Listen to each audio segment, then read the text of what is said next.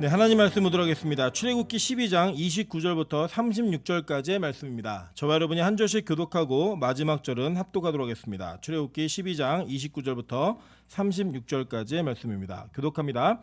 밤중에 여호와께서 애굽 땅에서 모든 처음 난 것 곧 왕위에 앉은 바로의 장자로부터 옥에 갇힌 사람의 장자까지와 가축의 처음 난 것을 다 치시매 그 밤에 바로와 그 모든 신하와 모든 애굽 사람이 일어나고 애굽에 큰 부르짖음이 있었으니 이는 그 나라에 죽임을 당하지 아니한 집이 하나도 없었음이더라. 밤에 바로가 모세와 아론을 불러서 이르되 너희와 이스라엘 자손은 일어나 내 백성 가운데에서 떠나 너희 말대로 가서 여호와를 섬기며 너희가 말한 대로 너희 양과 너희 소도 몰아가고 나를 위하여 축복하라 하며 애굽 사람들은 말하기를 우리가 다 죽은 자가 되도다 하고 그 백성을 재촉하여 그 땅에서 속히 내보내려 하므로 그 백성이 발교되지 못한 반죽 담은 그릇을 옷에 싸서 어깨에 매니라. 이스라엘 자손이 모세의 말대로 하여 애굽 사람에게 은금 패물과 의복을 구하매 여호와께서 애굽 사람들에게 이스라엘 백성에게 은혜를 입히게 하사 그들이 구하는 대로 주게 하심으로 그들이 애굽 사람의 물품을 취하였더라. 아멘. 네, 그리고 주변에 있는 분들에게 이렇게 한번 인사드리도록 하겠습니다. 당신은 나를 미소 짓게 만드는 능력이 있습니다. 네, 그럼 이렇게 인사하겠습니다. 내가 좀 웃기게 생겼습니다. 네, 우리가 자신을 낮추어서 남을 행복하게 할 수 있는 것은 자존감이 높은 사람들만 할 수 있는 일입니다. 우리 성도들은 그리스도인이기 때문에 예수로 말미암아 높은 자존감을 소유한 백성입니다.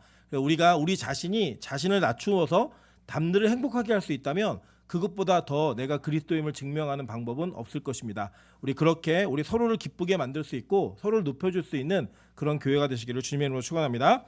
네, 오늘 출애굽기 44번째 강의 시간입니다. 12장 29절부터 36절까지의 말씀을 가지고 장남사랑이라는 제목으로 하나님 말씀 증거하도록 하겠습니다. 우리가 오늘 이게 배우는 마지막 10번째 재앙인 애굽의 장자들, 처음 난 것들이 죽어가는 그 사건은 이 애굽에서 일어난 10가지 재앙의 하이라이트입니다. 특별히 여기 보시면 오늘 본문 읽은 데서 보시면 사람만 죽은 게 아니라 가축의 처음 난 것들까지도 다 죽었습니다.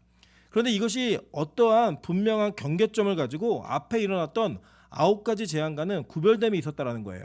그럼 제가 이제 간지에 넣어놨는데 도표를 보시면 재앙의 구조가 있는데 첫 번째부터 9가지 재앙이 일어난 이후에 어떤 사건이 있었냐면 바로 10번째 재앙으로 이어진 것이 아니라 여호와의 유월절이라고 하는 아주 큰 사건이 있었습니다. 우리가 이전에 배운 것처럼 이 여호와의 유월절의 사건은 우리가 지켜야 된 예식인데 이 예식은 이전에는 노동에 썼던 단어예요. 근데 이 예식이라는 단어가 예배로 옮겨오면서 하나님께 선택받은 자들이 어떻게 살아가야 되는가를 보여주는 장면이었어요. 그런데 이 유월절을 기준으로 해서 뭐가 구분되냐면 하나님의 백성과 하나님의 백성이 아닌 자들이 구분이 됩니다. 심지어는 이것은 바로의 말을 통해서도 나타나게 됩니다. 보시면 우리 보겠습니다. 31절 보세요. 본문입니다. 밤에 바로가 모세와 아론을 불러서 이르되 너희와 이스라엘 자손은 일어나 내 백성 가운데서 떠나 너희 말대로 가서 여호와를 섬기며 라고 얘기해요. 여러분들 이전까지는 바로가 어떤 태도였냐면 모세와 아론이 하나님께 말씀을 받아가지고 내 백성을 보내라 라고 얘기하면 그게 왜 하나님 백성이야, 내 백성이지, 까불지 마, 이게 기본적인 바로의 태도였어요.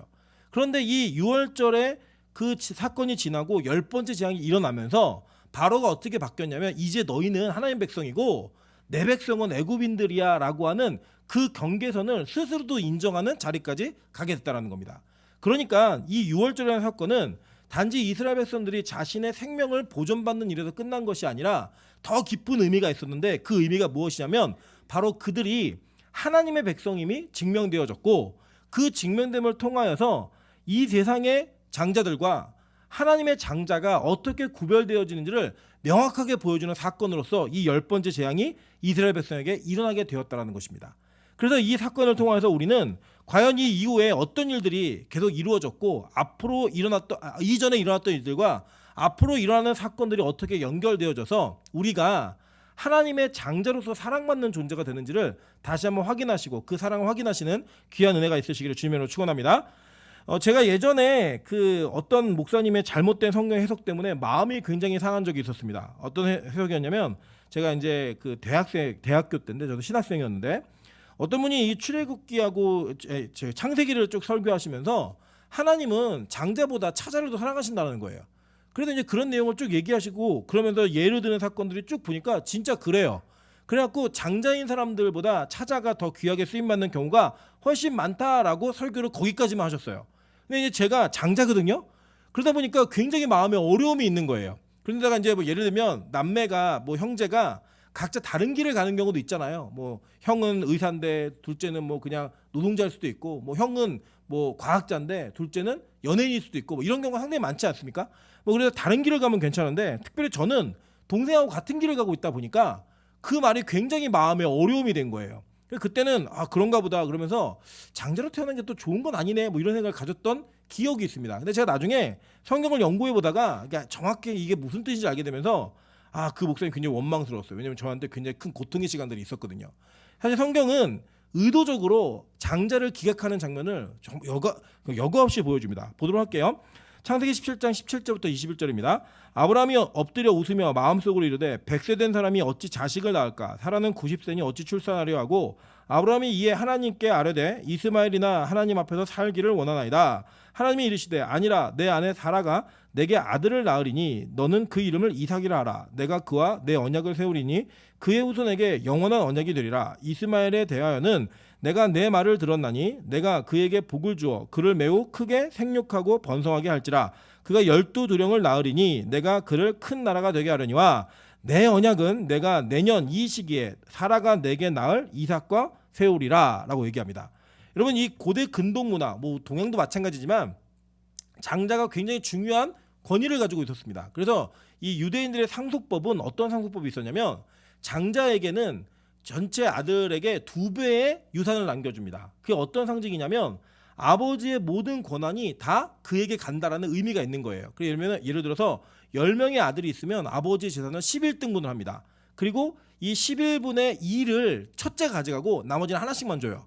그런데 그게 그냥 재산을 이렇게 나누어서 2배가 되었다라고 하는 그 의미로서만 끝나는 것이 아니라 아버지의 가문에 내려오던 모든 특권이 다 장자에게로 간다라는 의미를 부여하는 거예요. 그리고 여러분 기억하시겠지만 엘리사가 엘리야의 갑절의 영감을 받고 싶다라고 얘기했을 때 그게 뭐냐면 엘리야는 많은 선지생도를 기르고 있었거든요. 근데 그중에 그 권위와 그 은혜를 이어받은 자가 되고 싶다라고 하는 그 선지생도 가운데 장자권을 자기에게 달라는 거예요.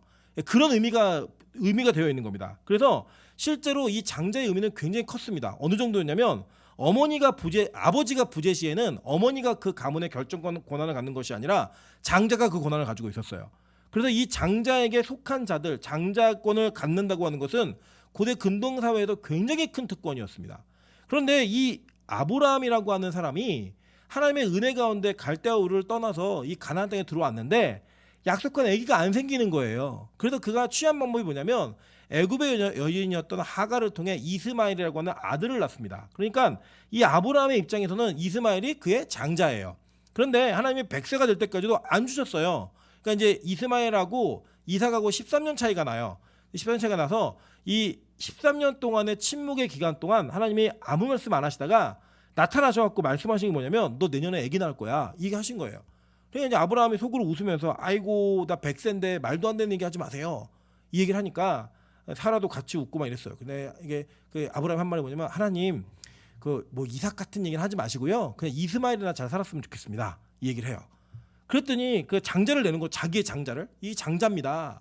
얘에게 복을 주세요. 라고 얘기하니까 하나님이 말씀하신 게 뭐냐면 그는 잘 될 거야. 잘 되긴 잘 되는데 그 잘 되는 것이 내가 그와 언약을 이어가는 건 아니야. 라고 말씀하세요. 실제로 잘 됐습니다. 여러분 이 이스마엘의 후손이 누구냐면요. 지금 이슬람을 섬기고 있는 모든 자들이 자기가 이스마엘의 후손이라고 얘기해요.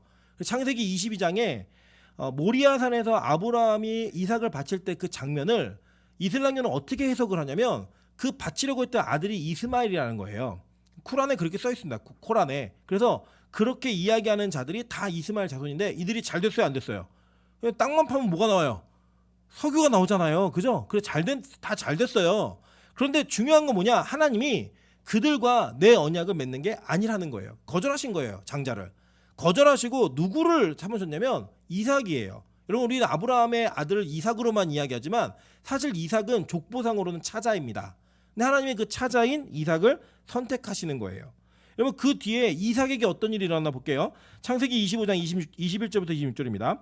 이삭이 그의 아내가 임신하지 못하므로 그를 위하여 여호와께 간구하매 여호와께서 그의 간구를 들으셨으므로 그의 아내 리브가가 임신하였더니 그 아들들이 그의 태속에서 서로 싸우는지라 그가 이르되 이럴 경우에는 내가 어찌할꼬 하고 가서 여호와께 묻자온데 여호와께서 그에게 이르시되 두 국민이 내 태중에 있구나 두 민족이 내 복중에서부터 나누이리라 이 족속이 저 족속보다 강하겠고 큰 자가 어린 자를 섬기리라 하셨더라. 그의 그 해산 기한이 찬즉 태에 쌍둥이가 있었는데 먼저 나온 자는 붉고 전신이 터록 같아서 이름을 에서라 하였고 후에 나온 아우는 손으로 에서의 발꿈치를 잡았으므로 그 이름을 야곱이라 하였으며 리브가가 그들을 낳을 때 이삭이 60세였더라 라고 얘기해요.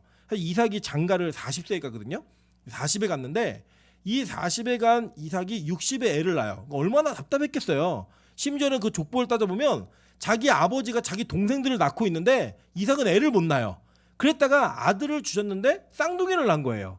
이 저희도 찬이가 너무 배가 크게 나고 쌍둥이인 줄 알았거든요. 되게 크게 나고 쌍둥이 배냐 이 정도였는데 이 쌍둥이들이 배 안에서 막 싸우는 겁니다. 싸우는데 너무 싸우니까 이 리브가가 하나님께서 물은 거예요. 하나님 왜 이런 일이 일어나죠? 그랬더니 하나님이 큰 자가 어린 자를 섬길 거다라고 얘기하면서 이 에서하고 야곱을 아예 태중에서부터 가르셨어요. 여러분 이게 그 우리나라 사람들은 이거를 읽을 때 전혀 부담감이 없는데 그 서양 분들은 이 구절을 읽으시면 이해가 못 하시는 부분이 있어요. 뭐냐면 이 서양 문화는 늦게 나온 애가 형이에요. 예. 그래서 이제 주석이 달려 있습니다. 이렇게 미국에서는 늦게 나온 애가 먼저 생긴 애라고 그래서 형이에요, 형. 근데 이제 우리나라하고 이 고대 근동의 문화에서는 먼저 나온 애가 형인 거예요. 야곱이 발 뒤꿈치를 잡고 나왔어요. 근데 말라기에 보니까 뭐라고 얘기하냐면 말라기 1장 2절부터 3절입니다. 여호와께서 이르시되 내가 너희를 사랑하였노라 하나 너희는 이르기를 주께서 어떻게 우리를 사랑하셨나이까 하는도다. 나 여호와가 말하노라 에서는 야곱의 형이 아니냐. 그러나 내가 야곱을 사랑하였고 에서는 미워하였으며 그의 산들은 황폐하게 하였고 그의 산업을 광야의 이리들에게 넘겼느니라 라고 얘기했어요. 로마서 9장 12절부터 14절입니다. 리브가에게 이르시되 큰 자가 어린 자를 섬기리라 하셨나니 기록된 바 내가 야곱은 사랑하고 에서는 미워하였다 하신과 같으니라. 그런즉 우리가 무슨 말을 하리요 하나님께 불의가 있느냐 그럴 수 없느니라 라고 얘기해요. 자 보니까 사실 이 이삭은 자기의 경험도 있었기 때문에 어떻게 그가 판단을 내렸냐면 자기의 장자였던 에서에게 끝까지 축복하려고 그가 노력을 했어요. 그죠? 눈이 안 보일 때 에서야 가서 고기 잡아와라. 내가 별미를 만들어 오면 널 축복해 줄게 라고 얘기하는 축복권을 에서에게 넘기고자 끝까지 노력을 했습니다. 그런데 하나님은 그 에서의 노력과 이삭의 결정에도 불구하고 하나님께서는 그들에게 그 눈이 안 보이게 하시고 털을 붙임으로 말미암아 그 축복을 누가 받아내요? 야곱이 받아내요. 하나님 그걸 허용하셨어요. 들키게 안 하시고 그냥 허용해 버리신 거예요. 예를 들면 축복하기 전에 에서가 돌아올 수도 있잖아요. 하나님께서는 모든 걸 막으셔서 그 장자였던 에서를 기각해 버리시고 차자였던 야곱이 하나님의 축복 가운데 거하게 하셨다라는 거예요. 분명히 의도적으로 하나님은 이 에서를 뱃속에서부터 미워하셨다라고 성경은 얘기하고 있고 그 차자였던 야곱은 사랑하셨다라고 분명히 말씀하고 있는 거예요. 여러분 그럼 그 야곱의 인생은 어땠을까요? 한번 보도록 할까요? 역대상 5장 1절부터 2절입니다. 이스라엘의 장자 르우벤의 아들들은 이러하니라. 르우벤은 장자라도 그의 아버지의 침상을 더럽혔으므로 장자의 명분이 이스라엘의 아들 요셉의 자손에게로 돌아가서 족보의 장자의 명분대로 기록되지 못하였느니라. 유다는 형제보다 뛰어나고 주권자가 유다에게서 났으나 장자의 명분은 요셉에게 있으니라 라고 얘기해요. 이게 12아들들의 장자권의 요약입니다. 요약인데 어떤 일이 벌어졌냐면 사실 이 야곱의 아들 첫째 아들은 르우벤이었어요. 그리고 그 르우벤은 야곱의 진술에 의하면 권능이 있고 기력이 있었기 때문에 탁월했다라고 얘기합니다. 그 실제로 이 야곱은 형하고 장자권이 뒤집어진 것 때문에 평생을 쫓겨다니고 괴롭게 살았잖아요. 그렇기 때문에 이 야곱은 자기의 아들들에게 그런 일이 일어나지 않기를 바랬겠죠. 그죠? 그리고 우리 어른들 중에도 젊어서 어렸을 적에 가난한 집에서 태어나가지고 굉장히 고생 많이 하신 분들은 자기 자녀에게 그런 삶을 물려주지 않게 열심히 노력을 하시고 못 배워서 한이 많으신 분들은 자녀를 공부를 많이 시키잖아요. 그 이유가 뭐예요? 내가 겪은 아픔을 내 자녀는 안 겪었으면 좋겠다. 이거 아니에요. 그런데 이 야곱이 의도한 게 아니라 믿음으로 그 아들을 축복했는데 그 축복하는 과정 가운데서 이 장자권이 누구에게로 간 거예요? 요셉에게로 갔다라는 거예요. 그러니까 하나님은 탁월하고 뭐 장자가 될 만한 능력이 있는 자를 결격시켜 버렸어요. 그래서 심지어는 그의 인생 가운데 가장 아픔을 겪었던 일이 그의 자녀들에게도 동일하게 나타나게 했다라는 거예요. 여러분 그래서 아시잖아요. 이 요셉이 왜 미움받았죠? 형들은 다 나이스 입고 있는데 요셉만 나이키 입은 거 아니에요. 채색옷 입고 있다가 막 미움받은 거 아닙니까? 그 장자에 대한 축복과 권한이 다 막내에게로 가서 그 집안에 막 불화가 막 생긴 거예요. 실제로 여러분 보시면요, 이 요셉조차도 이것을 이해하지 못했어요. 그래서 요셉이 어떻게 했냐면 창세기 48장 17절부터 19절입니다. 요셉이 그 아버지가 오른손을 에브라임의 머리에 얹은 것을 보고 기뻐하지 아니하여 아버지의 손을 들어 에브라임의 머리에서 므낫세의 머리로 옮기고자 하여 그의 아버지에게 이르되 아버지여 그리 마옵소서 이는 장자이니 오른손을 그의 머리에 얹으소서 하였으나 그의 아버지가 허락하지 아니하며 이르되 나도 안다 내 아들아 나도 안다 그도 한 족속이 되며 그도 크게 되려니와 그의 아우가 그보다 큰 자가 되고 그의 자손이 여러 민족을 이루리라 하고 라고 얘기하세요. 자, 이게 어떤 장면이냐면 이 야곱이 요셉의 아들들이었던 므낫세와 에브라임을 입양합니다. 자기 아들로. 그러니까 원래 학렬이 손자인데 아들로 이게 입양을 해버린 거예요. 그 입양에서 축복을 하고 있는데 이게 우리나라도 마찬가지지만 제 어렸을 때 제 앞에 있던 그 짝지가 그 왼손에 기부스를 하고 온 거예요. 하루는. 왜 기부스를 했니? 그랬더니 자기가 왼손잡인데 할머니가 복 나간다고 왼손을 못 쓰게 해갖고 이제 그걸 하고 기부스를 시켜놓고 오른손을 쓰게 하는 그런 일이 저희 어렸을 때만 해도 있었어요. 지금은 왼손잡이들이 굉장히 장점도 많고 그 자기가 좀 특수성이 좀 있잖아요. 근데 저희가 어렸을 때만 해도 왼손잡이들 복 나간다고 이 손을 못 쓰게 했습니다. 그래서 이 근동보다 좀 비슷했어요. 그래서 오른손은 더 이렇게 장자에게 축복하는 권한이 있는 손, 그리고 왼손은 그거보다 약간 열등한 손, 이런 개념이 있어요. 그래서 하나님의 권능을 표현할 때도 주의 오른손이라는 표현이 훨씬 많이 표현되고 있습니다. 그래서 이제 요셉이 자기의 큰 아들은 아버지 오른손 쪽에다 이렇게 놓고 작은 아들은 왼손 쪽에 놓고 므낫세와 에브라임에게 축복해 주세요라고 얘기했는데 요셉이 축복을 하는데, 그러니까 야곱이 축복을 하는데 어떻게 축복을 한 거예요? 이렇게 축복을 한 거예요. 그랬더니 요셉이 아버지 그렇게 하지 마시고 이렇게 하세요. 그랬더니 아들아, 그러니까 아버지 치매 걸렸는 줄 알고 아버지 이쪽이 장자예요 얘기했는데, 아들아 나도 알아, 나도 아는데 하나님이 이건 원하시는 게 아니야, 이렇게 하래 하나님이. 그래서 야곱이요 가장 믿음으로 순종하는 모습이 갖춰져 있을 때 그가 한 일이 뭐냐면 하나님께서 축복할 자를 축복을 하셨는데 차자를 장자의 권한으로 축복한 거예요. 그래서 에브라임과 므낫세 학렬이 바뀌는 겁니다. 여기서 여러분 이런 일들이 성경에서는요 비일비재하게 일어나요. 여러분 다윗도 아시죠? 사무엘이 다윗의 집안에 왕이 있다는 얘기도 갑니다. 첫째 엘리압이 나타났는데 사무엘이 볼 때 엘리압은 굉장히 능력 있는 풍채가 좋은 사람이었어요. 그래서 야 사무엘이 볼 때도 왕될만 하네 찍었던 사람이에요. 그 하나님의 그를 거절하세요. 거절하고 누굴 선택하세요?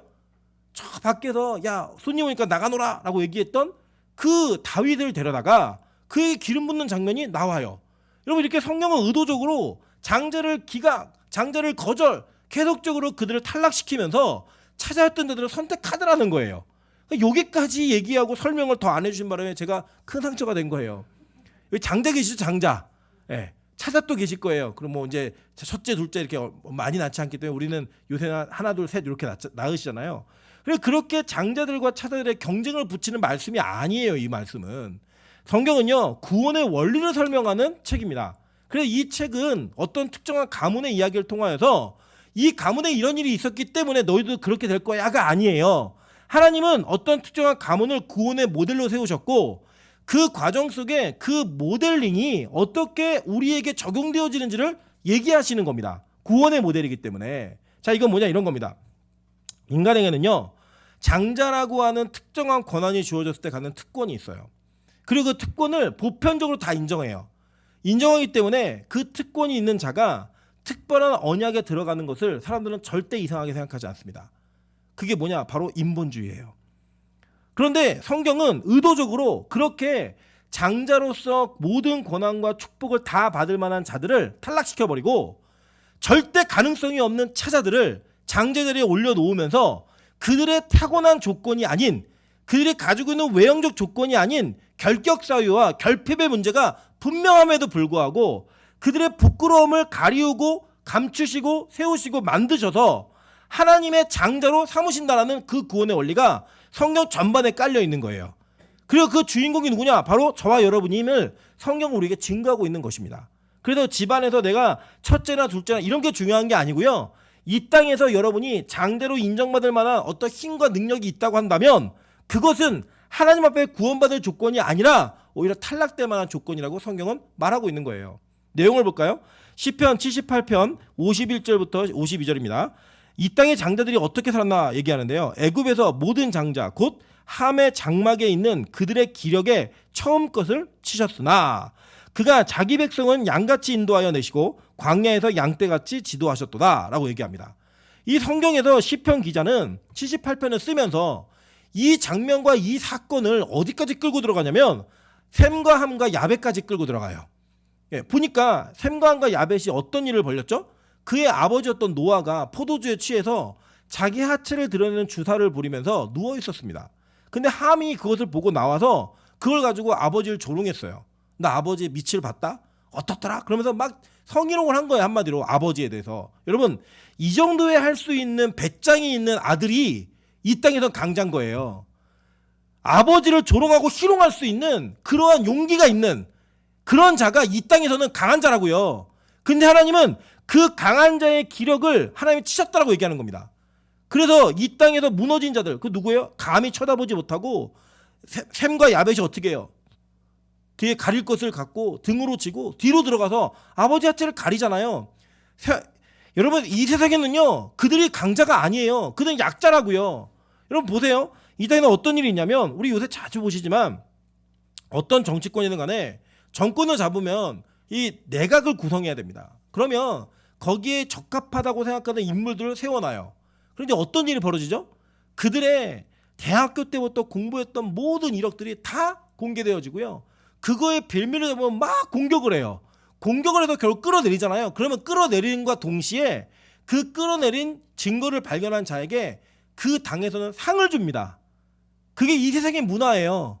이 세상에서는요 누가 잘 되면 그 잘되고 힘 있는 자를 어떻게 끌어내려야 하는가를 가지고 서로 물어뜯고 경쟁해서 결국 살아남는 자가 이긴 자예요. 강자예요.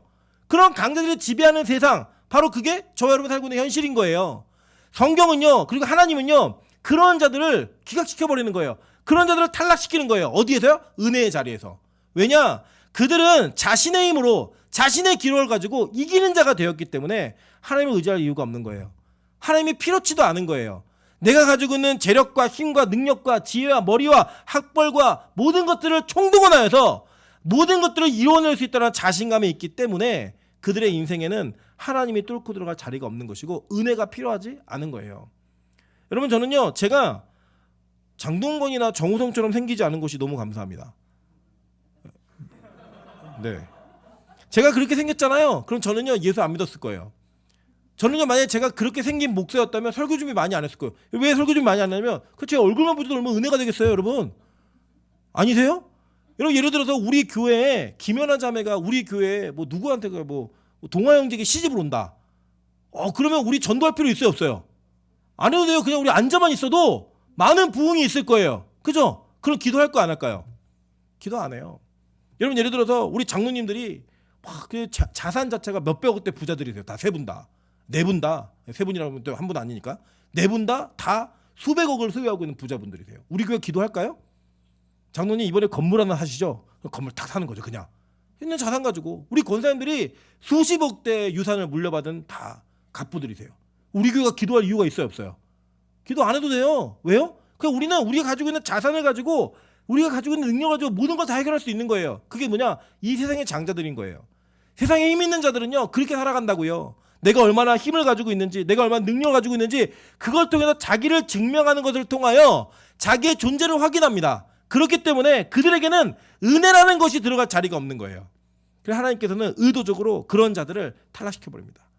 차자들은 누구예요? 이 세상에 힘없고 돈 없고 능력 없고 자신의 힘으로는 아무것도 해결할 수 없는 아예 타고난 조건 자체가 하나님의 은혜가 아니면 절대로 어떤 것도 소유할 수 없는 자들, 그 자들이 은혜로 말미암아 그 장자 자리에 가게 되는 거예요. 그래서 성경은요 그 원리를 설명하기 위해서 이 땅의 장자들을 의도적으로 탈락시키는 겁니다. 그리고 차자들을 세워버리는 거예요. 오늘 창세기 25장 31절부터 34절을 보니까요. 이렇게 얘기해요. 야곱이 형에게 이르되 형의 장자의 명분을 오늘 내게 팔라. 에서가 이르되 내가 죽게 되었으니 이 장자의 명분이 내게 무엇이 유익하리요. 야곱이 이르되 오늘 내게 맹세하라. 에서가 맹세하고 장자의 명분을 야곱에게 판지라. 야곱이 떡과 팥죽을 에서에게 주매 에서가 먹으며 마시고 일어나 갔으니 에서가 장자의 명분을 가볍게 여김이었더라 라고 얘기해요. 자, 그게 보니까 이 어떤 사람이냐면 에서는 제가 에서에 대한 인간적 분석을 좀 해보면요. 에서는 굉장히 호탕한 사람이에요. 그리고 능력 있는 사람이에요. 그 당시에는 이제 사냥하는 게 되게 큰 힘이거든요. 예를 들면 나가가지고 뭐 멧돼지를 잡아왔다. 그럼 지금 우리를 얘기하면 그냥 나가서 일 좀 하면 1,000만 원씩 벌어오는 사람이에요. 그냥 여보 한 3일 일하고 왔는데 1,000만 원 딱 주는 사람. 그게 누구냐? 에서예요. 이 에서가 사냥을 하다가 너무 굶어가지고 배가 고픈 거예요. 사냥 너무 열심히 하다가. 그러니까 에서가 자기의 형편을 과장해요. 야, 내가 죽게 생겼다. 배고파서 죽든가요? 제가 20일을 굶어보니까 안 죽어요. 사람 쉽게 죽지 않습니다. 그런데 죽음을 강조하면서 그가 바꿨던 게 뭐냐면 장자의 명분이에요. 반면에 한번 생각해 보세요. 찾아왔던 야곱은 태어나면서부터 알았어요. 형의 발 뒤꿈치를 잡고 나올 때부터 아, 나는 탈락되었구나. 나에게는 장자의 권한을 가질 수 있는 기회가 없겠구나. 그래서 그는 호시탐탐 자기의 인생 가운데 자기의 인생을 바꿔보고자 노력을 한 거예요. 어떤 노력을요? 내가 장자 되고 싶은데 이 노력을 한 거예요. 그래서 꿰낸 그러니까 만들어낸 꾀가 뭐냐면 형이 배고플 때 팥죽을 팔고 형 장자 먹으면 나 좀 줘 라고 얘기하는 거예요. 그러니까 이 에서는 자기가 갖고 태어난 거잖아, 장자권은. 그러니까 이게 뭐 그런데다 너무 호탕하고 동생 보니까 맨날 쪼다 같아요. 엄마 옆에서 부엉이라고 앉아있고. 그러니까 뭐 사냥도 못하고 경제상대도 아니에요. 그러니까 장자가 야 가져? 그 마음을 그랬을 것 같아요. 뭐 이렇게 한다고 팔리겠어? 이렇게 한다고 내가 가져갈 수 있겠어? 그는 자기가 가지고 있는 자기가 타고난 것 때문에 그 재능과 그가 가지고 있는 능력과 그가 가지고 있는 특권이 너무나 당연한 것이기 때문에 가볍게 생각한 거예요. 그 가볍게 생각하면서 그 장자의 명분을 팔아버린 겁니다. 성경은요, 이 사건을 어떻게 해석하는지 볼게요. 너희는 하나님의 은혜에 이르지 못하는 자가 없도록 하고 또 쓴뿌리가 나서 괴롭게 하여 많은 사람이 이로 말미암아 더럽게 되지 않게 하며 음행하는 자와 혹 한 그릇 음식을 위하여 장자의 명분을 판 에서와 같이 망령된 자가 없도록 살피라. 너희가 아는 바와 같이 그가 그 후에 축복을 이어받으려고 눈물을 흘리며 구하되 버림바가 되어 회개할 기회를 얻지 못하였느니라 라고 얘기해요. 성경은요, 이 사건을 어떻게 해석하고 있냐면 이게 우리 한글 성경은 음행하는 자하고 한 그릇의 음식을 위하여 장자의 명분을 판 에서하고 구분된 것처럼 보이게 있지만요, 헬라어 원어는 이게 콤마가 찍혀 있어요. 그래서 뭐라고 되냐면 음행하는 자, 그가 누구냐? 바로 한 그릇의 음식을 위하여 자기의 장자의 명분을 판 자라는 거예요. 그가 음행하는 자라는 거예요. 그 음행하다라는 헬라어가 포르노스예요. 단어가 우리가 얘기하는 뭐 포르노, 이게 영화, 이게 이 단어에서 파생한 단어예요. 나온 단어예요. 그래서 뭐라고 얘기하냐면 그게 남창, 간통자, 이거 오타 났습니다. 간통자, 성욕에 자기 몸을 천하게 쓰는 사람을 부를 때 포르노스라고 불렀어요. 그 음행하는 자라는 거예요. 그게 누구예요? 에서였다는 거예요. 에서. 그 에서가 망령된 자였는데 이 베벨로스라는 헬라어는 이방의 사악한 세속적인 이런 뜻이 있어요. 그러니까 즉 이 사람은 어떤 사람이었냐? 자기가 원하는 것, 한 그릇의 음식을 위해서, 이 땅에 먹을 걸 위해서 하나님께서 자기에게 주신 장자의 명분을 언제든지 팔 수 있는 자, 곧 이 세상과 언제든지 음행하며 자기의 권한과 몸을 천하게 쓸 수 있는 자, 그가 바로 에서였다는 거예요. 그리고 너희 중에 이런 자가 지금도 있다는 거예요. 그걸 살피라는 거예요. 쓴뿌리가 올라와서 그런 자가 된다는. 그게 뭐예요? 이 세상에 자기가 먹고 마실 것을 위해서, 자기가 원하는 것들을 위해서 언제든지 하나님의 장자의 명분을 팔 자들이 있다는 거예요. 교회 안에. 그리고 그들을 뭐라고 얘기하냐? 음행하는 자라고 부르는 거예요. 포르노스라고 부르는 거예요. 그들을. 그러면서 그들이 이방의 사악한 세속적인 사람임을 성경은 너무 정확하게 얘기하는 겁니다. 그러면 뭐라고 얘기하냐면 나중에 마지막 진짜로 장자권이 분리가 될 때, 주어질 때, 축복권이 주어질 때 그가 자기의 축복을 빼앗긴 줄 알고요, 눈물을 흘리면서 이어받으려고 노력했지만 됐어요, 안 됐어요? 안 됐다고요. 여러분, 이삭이 얼마나 믿음의 사람인지 아십니까? 이삭은 자기의 노력과 열심으로 에서에게 모든 것을 다 주고 싶어 했는데 하나님이 그걸 막으신 걸 알았어요. 그 뒤에 어떤 일이 벌어졌냐면 그 뒤에 에서가 나에게도 줄 축복이 남아있지 않습니까? 라고 얘기했을 때 그는 번복하지 않았습니다. 아니야, 이거 하나님이 하신 일이야. 하나님께서 이루신 일이야. 번복하지 않음으로 말미암아 눈물을 흘리며 구하되 버림바가 되었다라고 얘기하는 거예요. 그리고 이 땅의 장자들은요, 하나님의 은혜가 무엇인지 중요한지 몰라요. 은혜 없어서 할 수 있는 거예요. 그래서 언제든지 하나님의 은혜라고 하는 그것을 바꾸어 먹을 수 있는, 여러분 최고의 은혜의 장소가 어디예요? 예배의 장소인 거예요. 이 예배라는 은혜의 장소가 나의 사업이나 나의 일신의 문제나 가족의 문제나 무엇이 생기면 언제든지 바꿔 먹을 수 있는, 그걸 교체해도 그걸 바꿔도 전혀 이상하지 않은 그 삶을 사는 사람들이 누구예요? 바로 이 시대의 에서들인 거예요. 성경은 그것을 이야기하면서 그것이 얼마나 귀한지 모르고 나중에 눈물을 흘리며 구해도 절대 받지 못한다는 거예요. 여러분 성경은요, 이것을 애초부터 구분지어놨다고 얘기합니다. 로마서 9장 10절부터 13절입니다. 그뿐 아니라 또한 리브가가 우리 조상 이삭 한 사람으로 말미암아 임신하였는데 그 자식들이 아직 나지도 아니하고 무슨 선이나 악을 행하지도 아니한 때에 택하심을 따라 되는 하나님의 뜻의 행위로 말미암지 않고 오직 부르시는 이로 말미암아 서게 하려 하사 리브가에게 이르시되 큰 자가 어린 자를 섬기리라 하셨나니 기록된 바 내가 야곱은 사랑하고 에서는 미워하였다 하신과 같으니라 라고 얘기해요. 그러니까 이게 뱃속에 있을 때 뭘 선이나 악을 행하지도 않았는데 하나님이 선택했다는 거예요. 이 땅의 타고난 조건이나 여러분이 가지고 있는 어떤 특정한 상황이 여러분이 하나님의 은혜를 받게 되는 이유가 아니라 아무 이유 없이 무조건적인 선택을 하셨다는 거예요. 그게 복음인 거예요. 오늘 이스라엘 백성들에게 하나님은 이것을 알리시는 겁니다. 너희들이 잘나서도 아니고 너희들이 괜찮아서도 아니야. 그냥 어린 양의 피를 바르라는 나의 말에 순종한 그 믿음, 그것도 들릴 자에게 아예 들리게 하신 거예요. 그 들리는 은혜로 말미암아 너희가 너희들의 자격의 조건이 아닌 나의 은혜로 말미암아 구원받는 자가 된 거야. 그래서 그 유월절의 사건 뒤에 이 10번째 재앙을 행하시는 거예요. 하나님은 이렇게 이 땅의 장자들을 박살내시면서 하늘의 장자들을 선택하시고 세우시는 거예요. 그게 바로 저와 여러분의 인생이라는 거예요.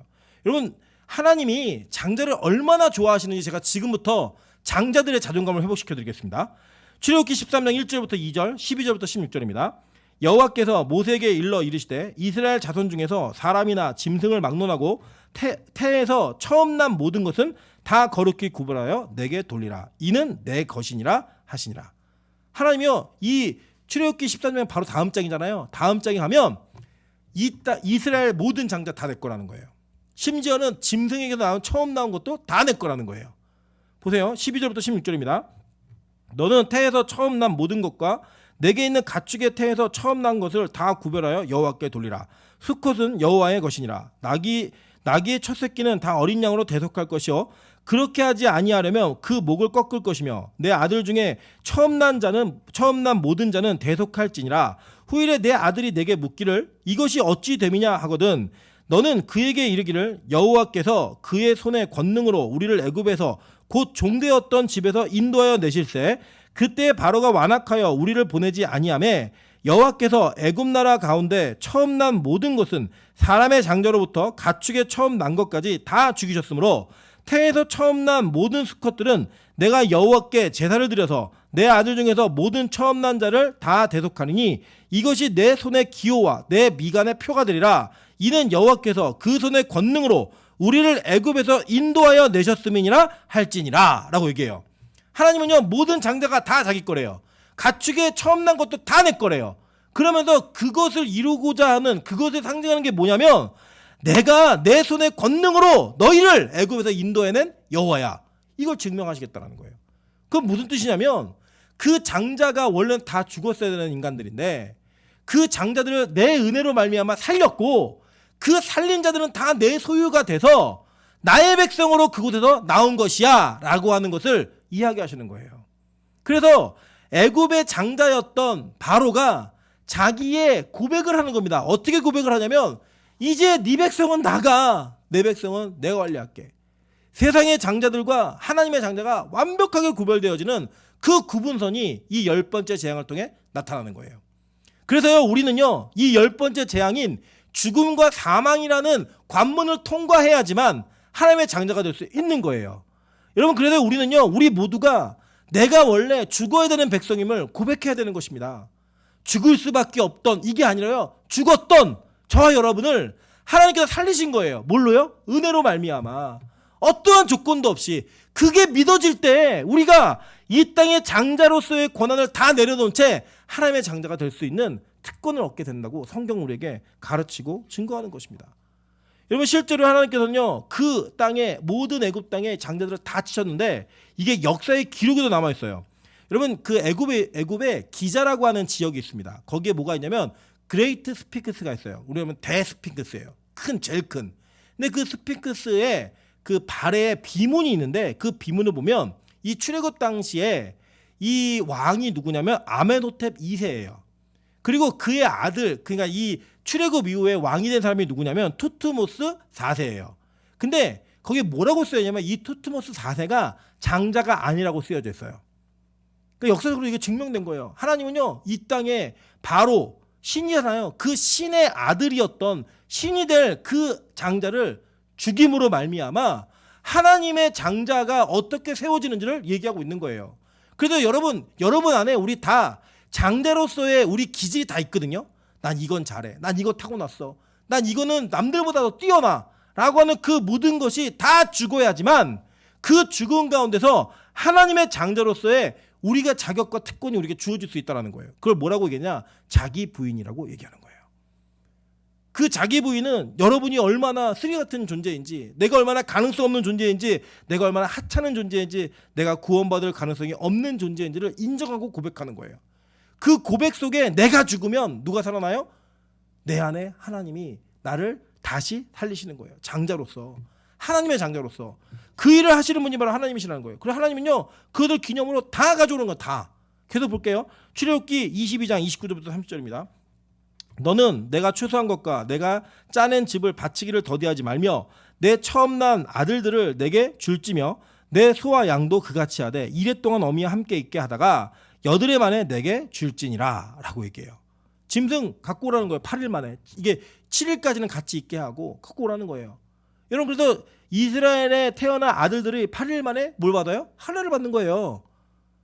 그 자기가 죽음으로 말미암아 그 할례가 나중에 우리 아시죠? 세례로 연결되고 이 세례가 십자가에 받을 세례로 연결되어서 자기의 죽음을 통하여서 하나님의 장자가 되어지는 의식이 이렇게 율법 가운데 이루어지게 되겠다고 말씀하신 거예요. 출애굽기 34장 19절부터 20절에 이렇게 얘기합니다. 모든 첫 태생은 다 내 것이며 내 가축의 모든 처음 난 수컷인 소와 양도 다 그러하며 나귀의 첫 새끼는 어린 양으로 대속할 것이요 그렇게 하지 아니하려면 그 목을 꺾을 것이며 내 아들 중 장자는 다 대속할지며 빈손으로 내 얼굴을 보지 말지니라 라고 얘기해요. 하나님은 하나님께서 구원하신 그 백성들은 다 내 거라고 얘기하는 거예요. 다 내 거. 그 중에 누가 있는 거예요? 저와 여러분이 속해 있는 거예요. 우리가 다 그 장자로서 하나님의 장남을 사랑하시는 그 장남의 사랑이 우리의 인생에 다 묻어나는 거예요. 원래 우리는 그런 전제가 없는 자들인데 우리가 그럴 조건이 안 되는 인간들인데 하나님이 우리를 살리신 거예요. 그래 여러분 우리가 그렇게 살아가는 존재가 된 겁니다. 그럼 여러분 이걸 어떻게 우리 연결 지을 것인가 한번 보도록 할게요. 민수기 3장 40절부터 43절에 아주 특이한 장면이 나옵니다. 여호와께서 또 모세에게 이르시되 이스라엘 자손의 처음 태어난 남자를 1개월 이상으로 다 계수하여 그 명수를 기록하라. 나는 여호와라. 이스라엘 자손 중 모든 처음 태어난 자 대신에 레위인을 내게 돌리고 또 이스라엘 자손의 가축 중 모든 처음 난 것을 대신에 레위인의 가축을 내게 돌리라. 모세가 여호와께서 자기에게 명령하신 대로 이스라엘 자손 중 모든 처음 태어난 자를 계수하니 1개월 이상으로 계수된 처음 태어난 남자의 총계는 22,273명이었더라 라고 얘기해요. 이게 무슨 뜻이냐면 이런 거예요. 하나님이요 장자 다 내 거다, 다 나한테 바쳐 라고 얘기했는데 다 바치면 어떤 일이 벌어지냐면 가문이 이어지지가 않는 거예요. 그러니까 하나님이 너희들 장자를 대신해서 내가 레위인을 다 내 것으로 취하겠다 라고 얘기하면서 장자 숫자 다 센 거예요.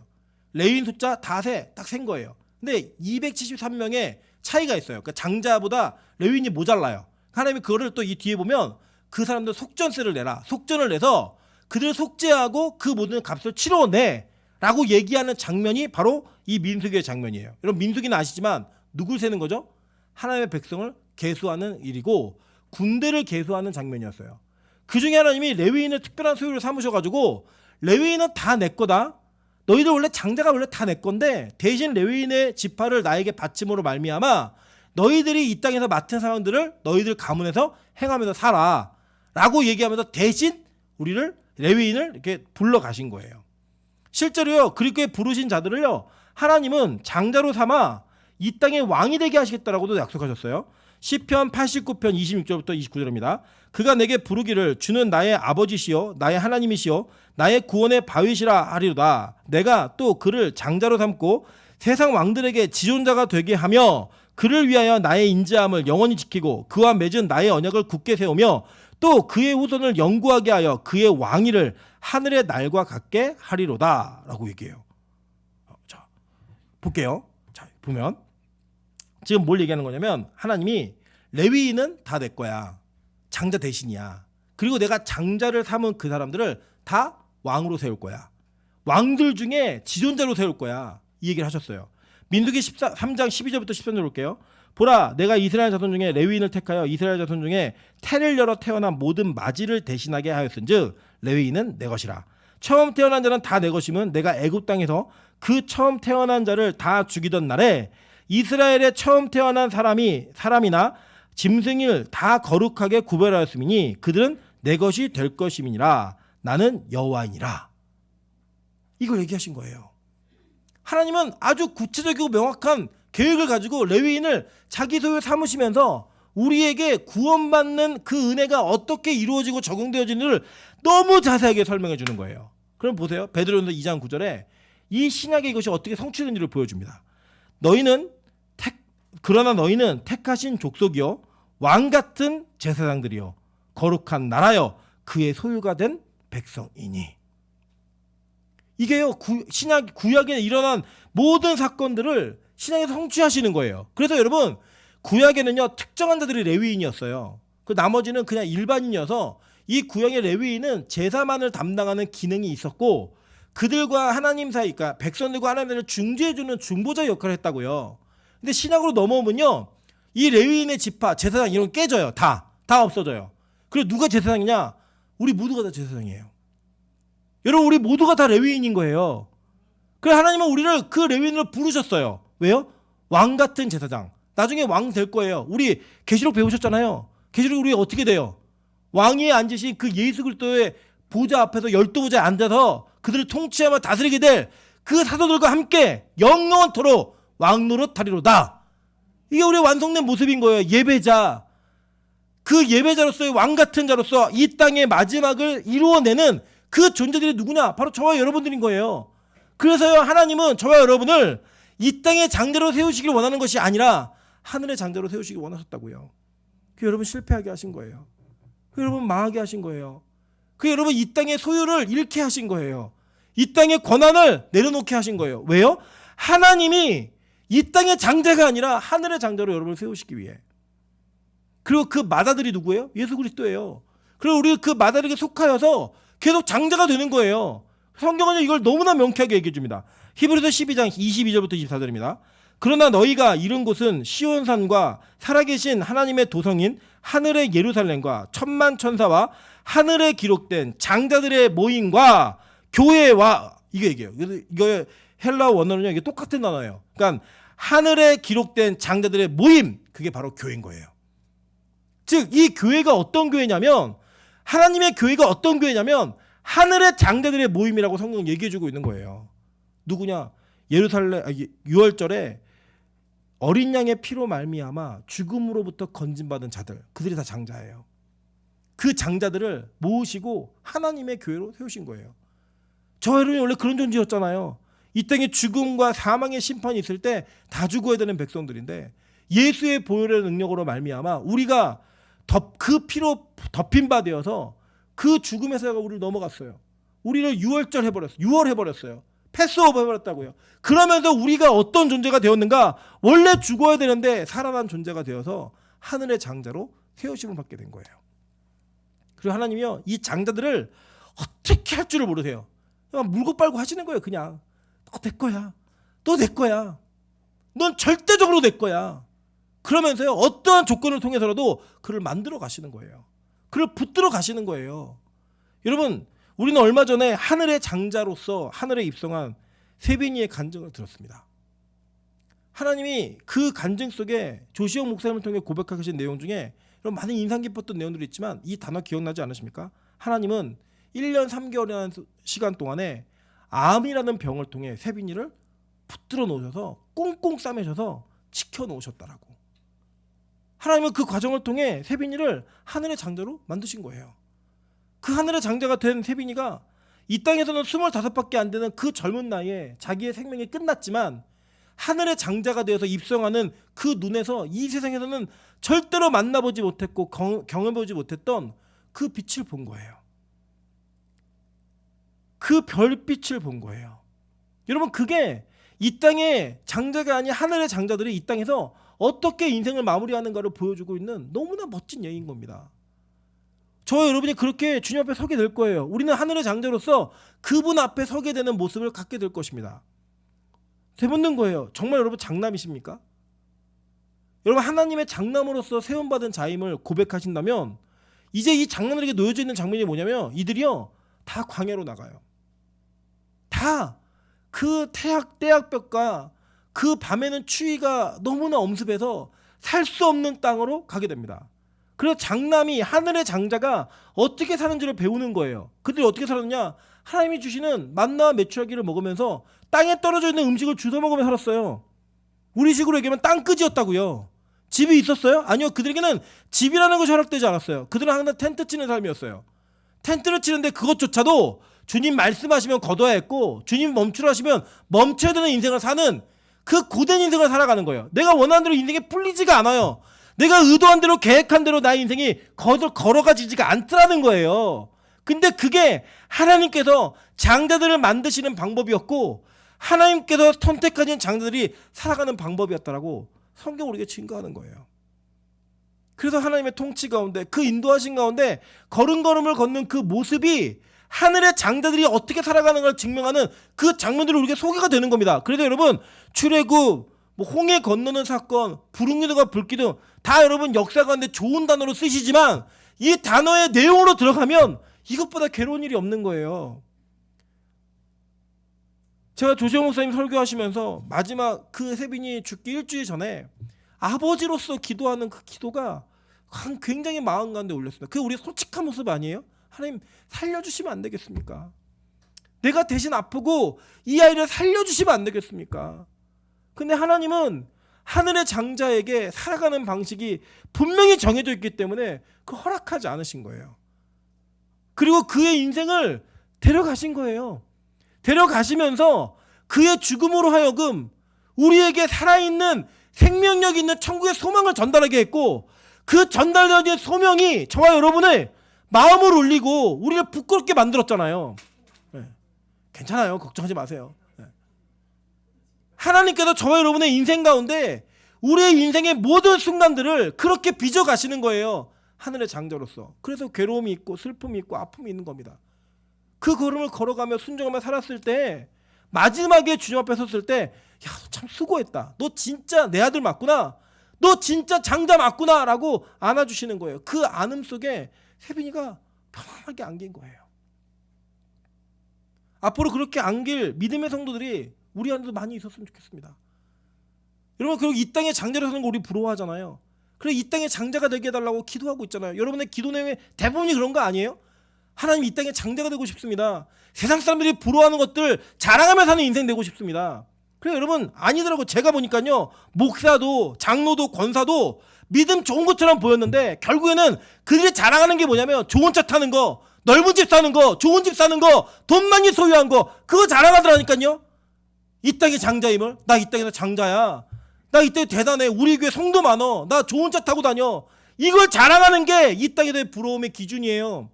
그게 하늘의 장자의 모습입니까? 아니잖아요. 아닌 건 아는데 우리 안에 그게 있어요. 다 오늘 고백하시라고요. 하나님 나 이 땅의 장자입니다. 나 이 땅에 장자 되고 싶어 미치는 사람입니다. 도와주십시오. 나 이렇게 살다가는 죽게 생겼습니다. 이렇게 살다가는 죽음의 사자가 심판이 있을 때 나 정말 죽게 생겼습니다. 하나님 살려주십시오. 나 그 하늘의 장자가 될 수 있도록 좀 도와주십시오. 이 기도가 여러분의 입술에 터져 나와야 되는 거예요. 왜요? 그 삶과 죽음이 구약시대에 있었잖아요. 그럼 진짜 이게 나중에 주님 다시 오실 때 있겠어요, 없겠어요? 있다니까요. 진짜 있다니까요.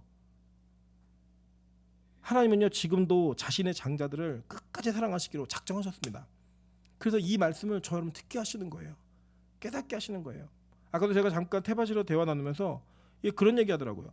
뭐 이제 이런저런 얘기하다가 그럼 예전에 목사님에게 있었던 그 어떤 용기, 뭐 이렇게 성취적인 이런 태도들 이건 뭐였어요? 제가 이렇게 고백했어요. 그건 나를 기반으로 한 자신감이었어. 근데 그 자신감을요 하나님이요 철저하게 무너뜨리시니까요 하나님이 제가 이 땅의 장자로서 살아가기 위한 모든 조건들을 다 걷어가셨어요. 진짜 다 걷어가셨어요. 하나도 남기지 않고 다 걷어가시니까요 제가 어느 정도까지 생각이 되냐면 이거는 나를 죽이려는 뜻이구나. 하나님 나 죽게 하려는 뜻이구나. 그래서 죽으려고 했던 거예요. 진짜로. 이제는요 제가 하나님의 장자로 세우심을 받은 자면 전 믿습니다. 왜 믿냐면요 예전에 그 나로부터 기인한 자신감이 아닌 하늘로부터 오는 은혜를 기다리는 자가 되었어요. 제가 이렇게 얘기했어요. 야, 내가 예전에 3년을 목회했는데 교인이 100명이 안 넘어? 우리 다 죽었어. 교육자들 맨날 금식, 권사님도 맨날 작정기도 이런 거 맨날 했어. 저요 지금요 주일날 우리 교회 몇 명인지 세지도 않아요. 몰라요 사실. 앞으로도 안 셀 거예요. 저는 그걸 위해 부름받은 자가 아니에요. 빛가서 교회는 예배자가 아니면 절대로 견딜 수 없는 교회입니다. 예배자가 아니면 선택받은 장자가 아니면 절대로 남아있을 수 없는 교회입니다. 전 그걸 믿어요. 그래서 누가 오든 가든 그 영혼들은 소중히 대하고 열심히 기도는 하지만 그 결론적인 정착과 뿌리 내림은 하나님의 선택에 있다고 저는 믿고 있습니다. 그리고 그걸 위해서 기도할 겁니다. 제가 끝까지 그렇게 목회할 수 있도록. 더 많은 성도가 생겨도 그것을 기대하며 하나님이 보내주신 성도이고 하나님의 장자들의 모임인 것을 잊지 않는 목사가 되게 해달라고 지금도 기도하고 있고 앞으로도 저를 위해 그렇게 기도해 주십시오.